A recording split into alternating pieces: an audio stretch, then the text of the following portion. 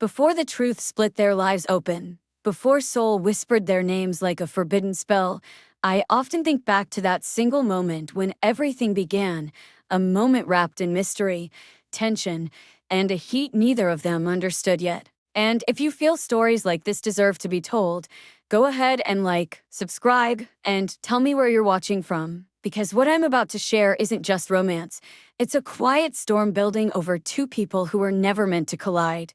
It started on a night when the city lights trembled behind low clouds, and the rain hadn't made up its mind about falling. And I found myself watching Liana Okoro stride down the marble corridor of Daehan Group's headquarters with the kind of unwavering purpose that made even the security cameras follow her, the heels of her shoes clicking like a countdown. She was late, not because she lacked discipline, but because the subway doors had jammed and a tourist had fainted and she had insisted on helping. Of course she had, because Liana was the kind of woman who would interrupt her own destiny to save a stranger. Her dark curls were damped from the mist outside, framing her warm brown skin like a halo disturbed by motion. Her notebook was tucked beneath her arm, filled with meticulous research about cultural nuance, brand psychology, and how to stop the company from releasing a product that would have set half the world on fire. She was brilliant, bold, unshakable, and utterly unaware that behind the frosted glass at the end of the hall stood the man who would change everything, Han Ji-suk, the CEO whose name carried as much weight as his stare. A man carved out of discipline and winter nights, a man who rarely spoke unless it was to cut someone down with precision. I watched as she adjusted her blazer, squared her shoulders, and breathed deeply, the way a warrior might before entering battle, and she had no idea how literal that metaphor was about to become. Because inside, Ji-suk stood with his back to the door, hands clasped behind him as he studied the Seoul skyline, its silver towers blinking like watchful eyes, while his team anxiously waited for Liana, whispering warnings that she was American, that she was outspoken, that she didn't know her place, and he listened to none of it because he had already read every report about her and found her intelligence unsettling, found her fearlessness intriguing, found himself checking his watch more times than he cared to admit. The moment she walked in, the air reacted, yes, reacted, because you could feel the shift as though temperature itself acknowledged her presence.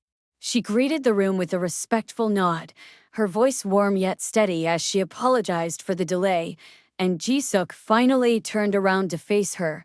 He had expected a consultant, but what he saw was a woman who carried sunlight into a place built from cold ambition, and for a heartbeat he forgot how to breathe. But if their chemistry was gasoline, their conversation became the spark.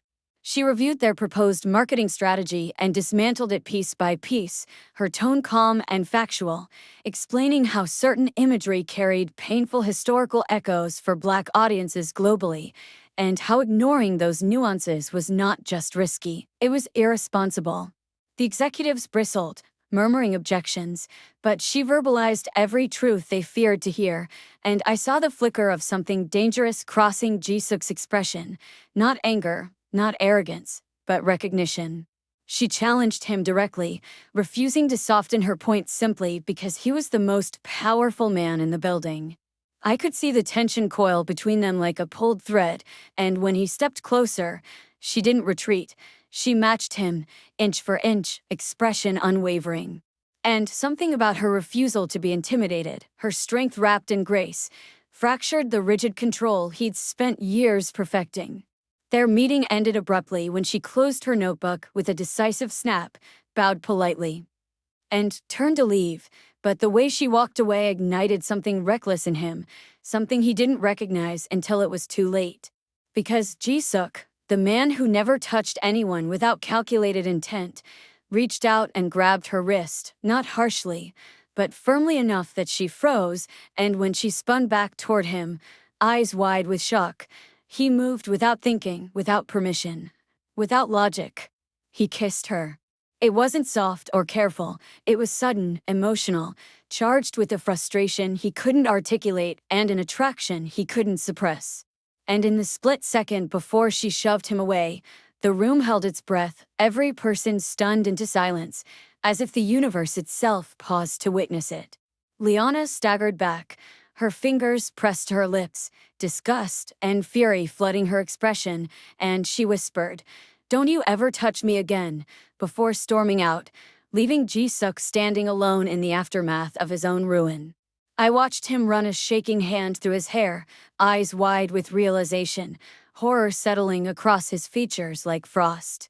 Because for the first time in his carefully controlled life, he had crossed a line he could never uncross, and the fire that sparked between them at that moment would burn long after the shock faded.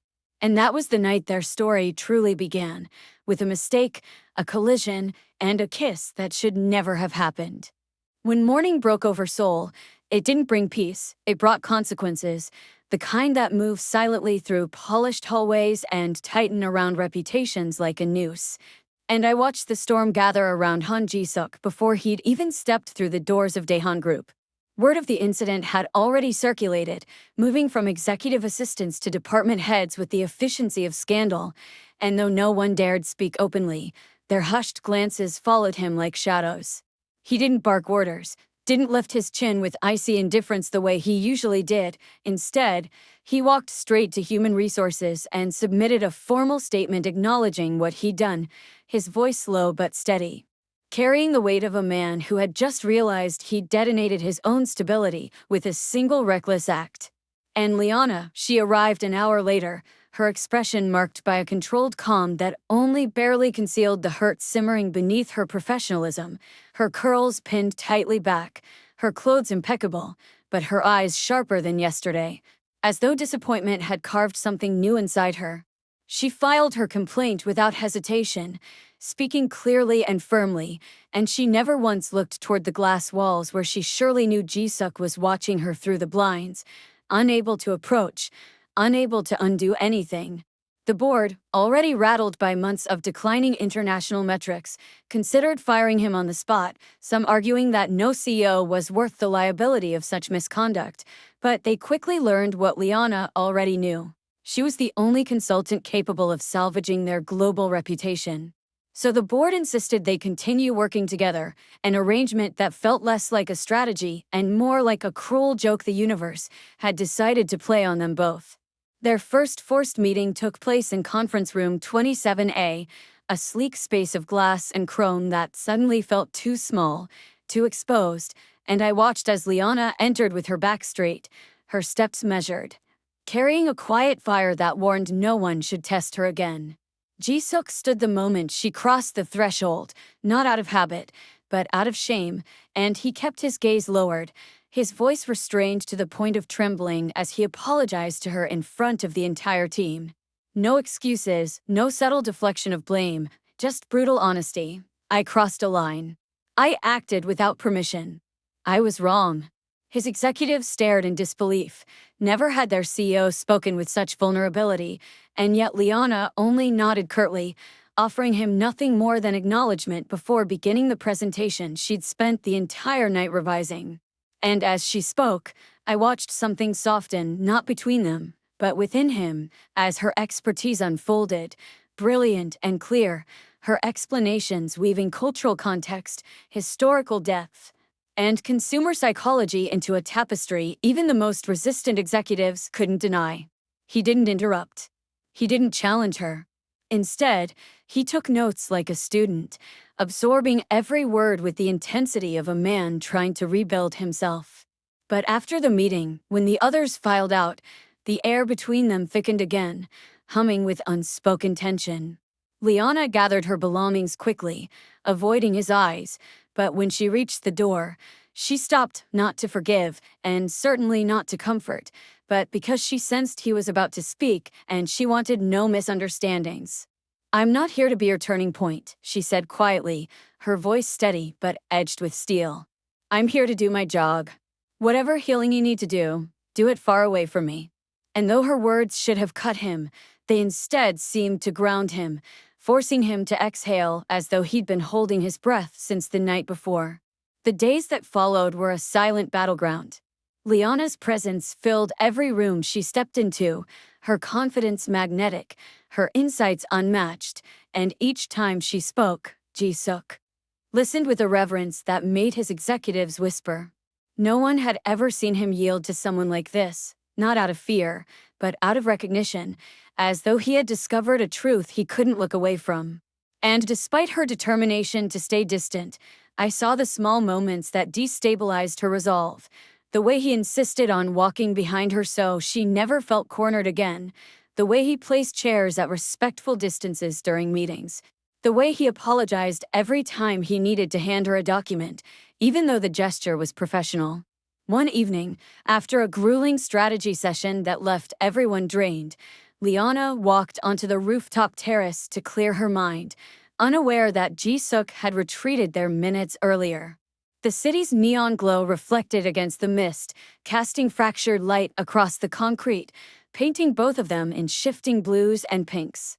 When she saw him, she tensed, ready to leave, but he raised his hands gently, not to stop her, but to show she was free to pass. "I'll go," he said softly. "You don't have to," she answered, surprising herself and me, and probably him too. They stood several feet apart, the skyline stretching infinitely behind them, their breaths visible in the cold air.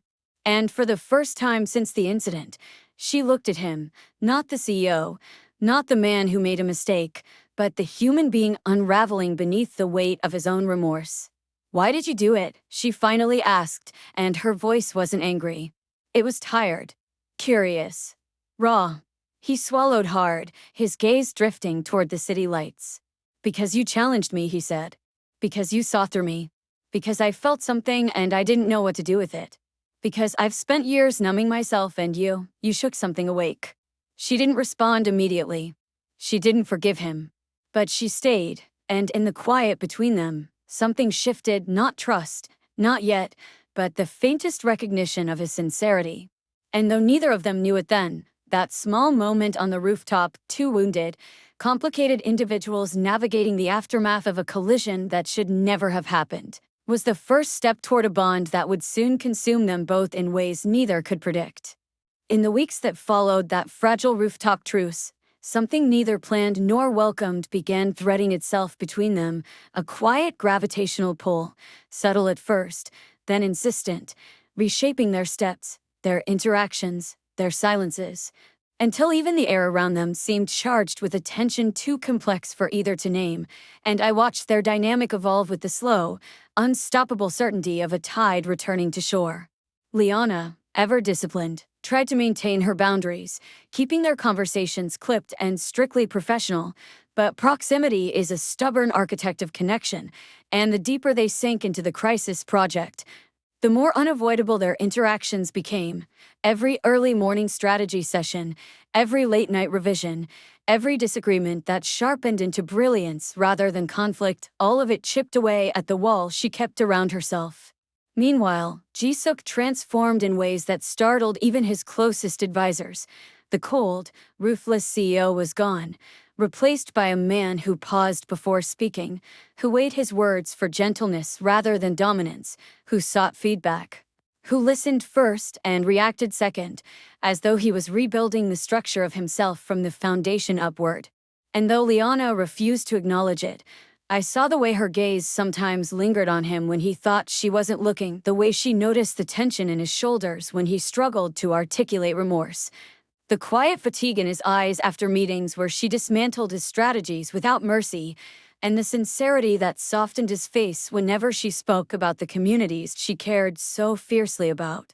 Still, she kept her distance, not out of pride, but out of fear that forgiveness would make her weak, that compassion would open wounds she wasn't ready to examine, fear that desire could warp into something far more dangerous. But destiny has a taste for dramatic timing, and its opportunity arrived one night when a violent storm swallowed Seoul, rain lashing against the glass towers as thunder rolled over the Han River like a roaring challenge. The company was hosting a mandatory emergency briefing to finalize the salvage campaign before the international press conference, and by the time the meeting ended, past midnight, the city's trains had shut down and taxis were flooded with desperate passengers. When Liana stepped outside the glass lobby, umbrella snapping in the wind, she realized there was no safe way to reach her hotel across the river. The roads were half-flooded, the buses delayed indefinitely. And that was when Jisuk appeared behind her, his suit jacket draped over one arm, rain already soaking his hair. "You can't get across the city tonight," he said gently, avoiding her gaze. "I'll arrange a company car to take you to the Daehan residential tower. It's secure, dry, and close. You'll have your own suite." She hesitated, suspicion flickering across her face. "I'm not staying anywhere near you." "You won't," he assured. "I'll be on a different floor. You'll have 2 keycards. No one will bother you." His voice carried none of the old arrogance, only earnestness, almost humility, and with the rain growing heavier, she reluctantly agreed. The ride to the tower was quiet, too quiet, filled only with the sound of rain pounding against the windows like a warning. Once inside the penthouse suite he assigned to her, she changed into dry clothes provided by housekeeping, brewed tea to steady her nerves, and tried to ignore the gnawing awareness that he was 1 floor below, unable to sleep either. Eventually, unable to focus on her laptop, she wandered to the large floor-to-ceiling windows overlooking the raging storm and found herself thinking, unwillingly, frustratingly, of how a single impulsive kiss had unraveled both their lives. And downstairs, Ji-suk stood in his own darkened suite, staring at the ceiling as though he could feel her thoughts through the floors. Fate intervened again when a sudden power surge rattled the tower, plunging several floors into momentary darkness. Alarms beeped, the lights flickered wildly, and before she could stop herself, instinct drove Liana out of her suite and into the stairwell. Flashlight in hand, where she nearly collided headfirst into Jisuk climbing up with the same urgency. "Are you all right?" he asked, slightly breathless. "The outage hit your floor first." "I'm fine," she replied, though her voice trembled slightly at the close brush with darkness. For a moment, they simply stood there, illuminated only by the flashlight's glow bouncing off the steel rails, the storm rumbling around them like an impatient spectator.